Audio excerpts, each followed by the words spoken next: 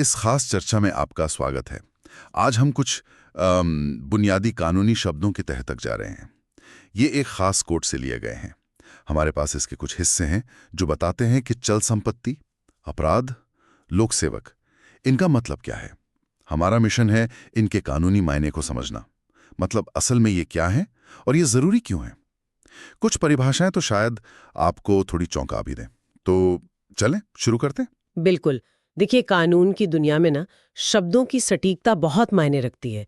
सही परिभाषाएं हों तो चीजें साफ रहती हैं, कोई गलतफहमी नहीं होती, और न्याय के लिए ये बहुत जरूरी है। आज हम इन्हीं कुछ अहम परिभाषाओं को देखेंगे जो इन स्रोतों में दी गई हैं, और समझेंगे कि इनका असल जिंदगी पर क्या असर पड़ता है। ठीक है, तो शुरुआत करते हैं चल संपत्ति से। मूवेबल प्रॉपर्टी, ये धारा 21 में है। सुनने में तो सीधा लगता है। स्रोत कहता है इसमें हर तरह की भौतिक संपत्ति शामिल है सिवाय जमीन के और उन चीजों के जो जमीन से जुड़ी हों या स्थायी रूप से किसी ऐसी चीज से जुड़ी हो जो जमीन से जुड़ी हो। तो मतलब लगभग सब कुछ जो जमीन या उससे पक्के तौर पर जुड़ी चीज नहीं है वो चल संपत्ति हुई, जैसे कुर्सी, मेज, कार। हाँ, मोटे तौर पर यही मतलब है। लेकिन यहाँ दिलचस्प बात ये नहीं कि क्या शामिल है, दिलचस्प ये है कि कानून ऐसा साफ फर्क करता ही क्यों है चल और अचल संपत्ति के बीच। अच्छा, क्यों? देखिए, ये फर्क कानूनी मामलों में बहुत अहम हो जाता है।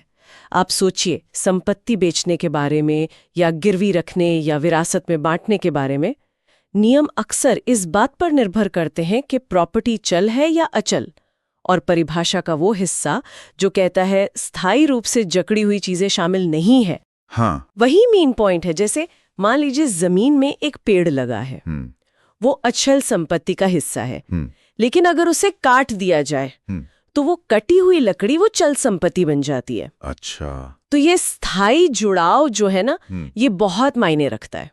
ये पहलू तो वाकई जरूरी है। अच्छा, अब आगे बढ़ते हैं। एक छोटा सा लेकिन काम का पॉइंट है धारा 22 में वचन यानी नंबर के बारे में। स्रोत कहता है कि जब तक मतलब कुछ और न निकले, एक वचन शब्दों में बहुवचन शामिल माना जाएगा और बहुवचन में एक वचन। ये तो जैसे ग्रामर की बात हो गई। कानून में इसकी क्या जरूरत पड़ गई? ये दरअसल क्या है ना, कानूनी भाषा को थोड़ा सरल और छोटा रखने का एक तरीका है। हाँ, आप सोचिए, अगर हर बार कानून में लिखना पड़े व्यक्ति या व्यक्तियों, अधिकारी या अधिकारियों, हाँ, बिल्कुल, तो ये नियम मानकर चलता है कि अगर व्यक्ति लिखा है तो कॉन्टेक्स्ट के हिसाब से उसका मतलब व्यक्तियों भी हो सकता है और उल्टा भी। इससे भाषा थोड़ी सुव्यवस्थित रहती है, बिना मतलब बदले। कानून बनाते वक्त ऐसी प्रैक्टिकल चीजों का भी ध्यान रखते हैं। समझ गया। ये तो काफी एफिशिएंट तरीका है। अच्छा, अब आते हैं धारा 23 पर, शपथ यानी ओथ। जी, यहां मामला थोड़ा और दिलचस्प हो जाता है। आमतौर पे शपथ मतलब हम सोचते हैं किसी किताब पर हाथ रखकर कसम खाना, है ना? हाँ, आम धारणा तो यही है। लेकिन कानून का नजरिया इससे कहीं ज्यादा बड़ा है। स्रोत कहता है इसमें सिर्फ धार्मिक कसम नहीं, बल्कि कानून जिसे शपथ की जगह मान्यता देता है वो गंभीर प्रतिज्ञान यानी सॉलम एफर्मेशन भी शामिल है। ओहो, और तो और कोई भी ऐसी घोषणा जो किसी लोक सेवक के सामने करना जरूरी हो या सबूत के तौर पर इस्तेमाल होनी हो, चाहे कोर्ट में हो या बाहर, वो भी शपथ की परिभाषा में आ गई। इसका मतलब क्या हुआ? मतलब अगर कोई कोर्ट के बाहर किसी सरकारी फॉर्म पर झूठ बोल दे तो क्या वो भी शपथ तोड़ने जैसा हो सकता है? आपका सवाल बिल्कुल सही जगह पर है। देखिए, ये परिभाषा दिखाती है कि कानूनी प्रक्रिया में सच्चाई और औपचारिकता कितनी अहम है। गंभीर प्रतिज्ञान को शामिल करने का मतलब ये है कि कानून उन लोगों का भी सम्मान करता है जो शायद धार्मिक कारणों से कसम नहीं खाना चाहते। अच्छा, लेकिन उनसे भी सच्चाई की उम्मीद उतनी ही की जाती है। और हाँ, आपके सवाल का जवाब है बिल्कुल। अगर कोई व्यक्ति किसी कानूनी तौर पर जरूरी घोषणा में जानबूझकर झूठ बोलता है, भले ही वो अदालत के कटघरे में ना हो, तो उसके कानूनी नतीजे हो सकते हैं, ठीक वैसे ही जैसे शपथ के तहत झूठ बोलने के होते हैं। ये पक्का करता है कि कानूनी तौर पर जो भी जरूरी बयान है उनमें सच्चाई बनी रहे, चाहे वो किसी भी रूप में दिए गए हों। वाह, ये तो वाकई में महत्वपूर्ण बात है। अच्छा, अगला शब्द है अपराध यानी ऑफेंस। धारा 24 में सामान्य समझ तो यही है कि भाई अपराध वो है जिसके लिए इस कोड में सजा तय है। लेकिन स्रोत बताता है कि यहाँ एक पेंच है। कुछ खास हिस्सों में अपराध की परिभाषा बदल जाती है। ये थोड़ा कंफ्यूजिंग नहीं है? हाँ, पहली नजर में शायद लग सकता है थोड़ा कंफ्यूजिंग, लेकिन ये कानून की एक जरूरी बारीकी दिखाता है। वो ये कि कॉन्टेक्स्ट यानी संदर्भ हमेशा मायने रखता है।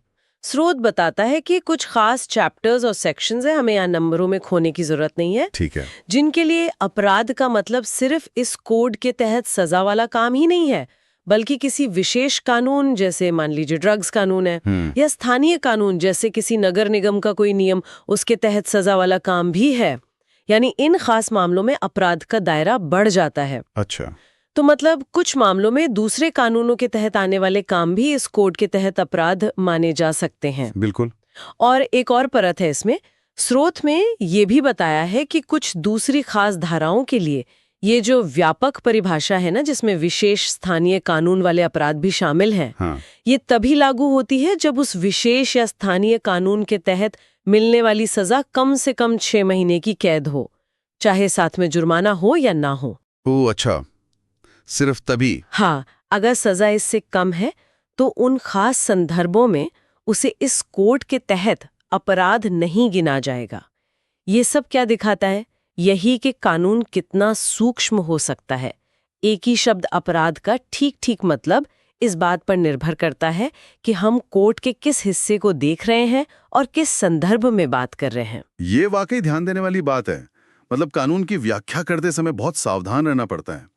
अच्छा, आगे बढ़ने से पहले कुछ और परिभाषाएं हैं जिन्हें स्रोत जल्दी से बताता है, पर वो भी जरूरी हो सकती हैं। जैसे धारा 25 में लोप, ओमिशन। इसका मतलब सिर्फ एक चूक नहीं, बल्कि चूकों की पूरी सीरीज भी हो सकती है। और धारा 26 में व्यक्ति, पर्सन, इसमें सिर्फ इंसान नहीं बल्कि कंपनियां, एसोसिएशन, लोगों के समूह भी शामिल हैं, चाहे रजिस्टर्ड हों या नहीं। और धारा 27 में लोक, पब्लिक। इसका मतलब सिर्फ सारी जनता नहीं बल्कि जनता का कोई खास वर्ग या समुदाय भी हो सकता है। ये छोटी परिभाषाएं लगती हैं, पर इनका असर तो बड़ा हो सकता है ना? बिल्कुल, ये परिभाषाएं कानून का दायरा साफ करती हैं। जैसे व्यक्ति की परिभाषा का इतना व्यापक होना बहुत जरूरी है।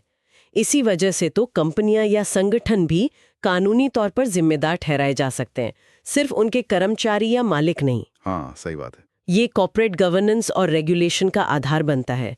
इसी तरह लोक की परिभाषा ये साफ करती है कि जब कानून जनता के हित या लोक व्यवस्था की बात करता है तो वो समाज के किसी खास हिस्से, जैसे किसी इलाके के रहने वाले या किसी खास कम्युनिटी पर भी लागू हो सकता है। इससे टारगेटेड कानून बनाने और लागू करने में मदद मिलती है। सही कहा। अब आते हैं उस परिभाषा पर जो शायद सबसे ज्यादा फैली हुई है, लोक सेवक यानी पब्लिक सर्वेंट, धारा 28। ये शब्द हम अक्सर सुनते हैं, पर कानून की नजर में इसका मतलब क्या है? स्रोत तो एक लंबी लिस्ट देता है। इसमें सेना, नौसेना, वायुसेना के कमीशन वाले अफसर और जज, ये तो हैं ही, ये तो साफ है। हाँ, लेकिन ये परिभाषा सिर्फ इन जानी पहचानी भूमिकाओं तक ही सीमित नहीं है। ये बहुत आगे जाती है और मुख्य रूप से काम या कर्तव्य पर फोकस करती है। अगर हम स्रोत की लंबी लिस्ट का सार निकालें तो इसमें कई तरह के लोग शामिल हैं। पहला, वो लोग जो न्याय दिलाने में मदद करते हैं, जैसे अदालत के अधिकारी जो जांच करते हैं, रिपोर्ट बनाते हैं, दस्तावेज संभालते हैं, संपत्ति का मैनेजमेंट करते हैं या कोर्ट में व्यवस्था बनाते हैं। अच्छा। इसमें असेसर या पंचायत सदस्य भी हो सकते हैं जो अदालत की मदद कर रहे हों, और आर्बिट्रेटर्स भी। दूसरा, वो लोग जिनके पास किसी को हिरासत में रखने का अधिकार है, जैसे जेल अधिकारी। तीसरा, वो सरकारी अधिकारी जिनका काम अपराध रोकना, रिपोर्ट करना, अपराधियों को सजा दिलवाना या पब्लिक हेल्थ, सेफ्टी, सुविधा की रक्षा करना है। यहाँ जरूरी बात उनका कर्तव्य है, पद का नाम नहीं।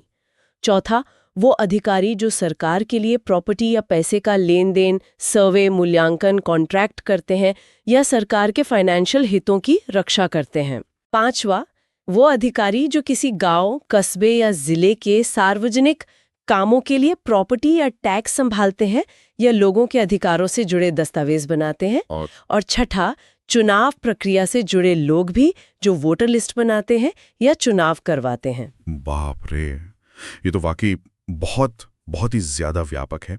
और स्रोत में एक बिंदु ट भी है जो इसे और फैला देता है। इसमें कहा गया है कि हर वो व्यक्ति जो सरकार की सेवा में है या वेतन पाता है या जिसे सरकार किसी पब्लिक ड्यूटी के लिए फीस या कमीशन देती है, वो लोक सेवक है। और साथ ही किसी लोकल अथॉरिटी जैसे नगर निगम, सरकारी निगम या सरकारी कंपनी में काम करने वाला व्यक्ति भी। ये तो मतलब लगभग हर किसी को कवर कर लेता है जो किसी न किसी तरह से सरकारी काम से जुड़ा है। बिल्कुल, ये दायरा बहुत बड़ा है। और फिर आते हैं स्पष्टीकरण, एक्सप्लेनेशंस। वो इसे और भी दिलचस्प बना देते हैं। अच्छा। पहला कहता है कि जरूरी नहीं कि व्यक्ति को सरकार ने ही नियुक्त किया हो। अगर वो ऊपर बताए गए कामों में से कोई कर रहा है तो वो लोक सेवक है। अच्छा। दूसरा, और ये वाकई गौर करने लायक है, कहता है कि हर व्यक्ति जो असलियत में लोक सेवक का पद धारण किए हुए है उसे लोक सेवक माना जाएगा, भले ही उस पद को धारण करने के उसके कानूनी अधिकार में कोई कमी क्यों ना हो। क्या बात है। हाँ, और तीसरा स्पष्ट करता है कि चुनाव का मतलब सिर्फ बड़े चुनाव नहीं, बल्कि किसी भी लेजिस्लेटिव, म्युनिसिपल या दूसरी पब्लिक अथॉरिटी के सदस्यों का चुनाव है। ये दूसरा स्पष्टीकरण तो कमाल का है। मतलब अगर किसी की नियुक्ति में कोई गड़बड़ी भी हो, लेकिन वो उस पद पर काम कर रहा है, तो भी उसे लोक सेवक माना जाएगा। स्रोत में एक उदाहरण भी दिया है, एक नगर निगम आयुक्त एक लोक सेवक है। ये सब मिलाकर क्या तस्वीर बनती है फिर? तस्वीर ये बनती है कि कानून लोक सेवक को पद के नाम या नियुक्ति के तरीके से ज्यादा उसके काम और उसकी जिम्मेदारी से पहचानता है। अगर कोई व्यक्ति सार्वजनिक कर्तव्य निभा रहा है, खासकर अगर उसमें सरकारी हित या अधिकार शामिल है, तो वो इस दायरे में आ सकता है। और वो जो स्पष्टीकरण है वो बहुत महत्वपूर्ण है। इसका उद्देश्य शायद ये पक्का करना है कि कोई व्यक्ति अपनी नियुक्ति में किसी टेक्निकल कमी का फायदा उठाकर अपनी जिम्मेदारियों या जवाबदेही से बच ना सके। अगर आप लोक सेवक की तरह काम कर रही हैं तो आपको लोक सेवक माना जाएगा, उसके साथ जो भी जिम्मेदारियां और नियम आते हैं उनके साथ। ये दिखाता है कि कानून काम के असल प्रदर्शन को कानूनी स्थिति से ज्यादा महत्व दे सकता है कुछ मामलों में। तो आज हमने क्या सीखा? हमने देखा कि चल संपत्ति की परिभाषा कैसे जमीन और उससे जुड़ी चीजों को बाहर रखती है, जिसका असर प्रॉपर्टी के लेन देन पर पड़ता है। हमने जाना कि शपथ का कानूनी मतलब सिर्फ धार्मिक कसम नहीं है, बल्कि सच बोलने का कोई भी गंभीर वादा या घोषणा हो सकता है जिसके कानूनी नतीजे हों। हाँ, बिल्कुल। हमने समझा कि अपराध की परिभाषा भी एक जैसी नहीं है। ये कोड के अलग अलग हिस्सों और दूसरे कानूनों के संदर्भ में बदल सकती है। और सबसे ज्यादा हमने देखा कि लोक सेवक एक कितना ज्यादा फैला हुआ शब्द है, जो सिर्फ बड़े सरकारी अधिकारियों तक सीमित नहीं, बल्कि पब्लिक ड्यूटी करने वाले बहुत से लोगों को शामिल करता है। और इसमें वो लोग भी आ सकते हैं जिनकी नियुक्ति में शायद कोई कमी हो। ये सब दिखाता है कि कानूनी शब्दों के पीछे कितनी गहराई और पेचीदगी छिपी हो सकती है। बिल्कुल सही कहा। ये परिभाषाएं सिर्फ शब्द नहीं है, ये वो कानूनी ढांचा है, वो बुनियाद है जिन पर अधिकार, कर्तव्य और जिम्मेदारियां टिकी होती हैं। और अंत में एक सवाल मैं सोचने के लिए छोड़ना चाहूंगी। जरूर। लोक सेवक की इतनी विस्तृत और सबको शामिल करने वाली परिभाषा, खास तौर पर वो स्पष्टीकरण जो कहता है कि पद धारण करने में कानूनी कमी के बावजूद व्यक्ति लोक सेवक माना जाएगा, ये असल जिंदगी में सार्वजनिक भूमिकाओं में जवाबदेही को कैसे प्रभावित करती है? क्या ये पारदर्शिता और जिम्मेदारी को बढ़ाता है या फिर कभी-कभी कुछ जटिलताएं भी पैदा करता है? ये कानून और जमीनी हकीकत के बीच का जो रिश्ता है ना, उस पर सोचने का एक दिलचस्प बिंदु है। इस कानूनी शब्दावली की गहराइयों में हमारे साथ उतरने के लिए धन्यवाद।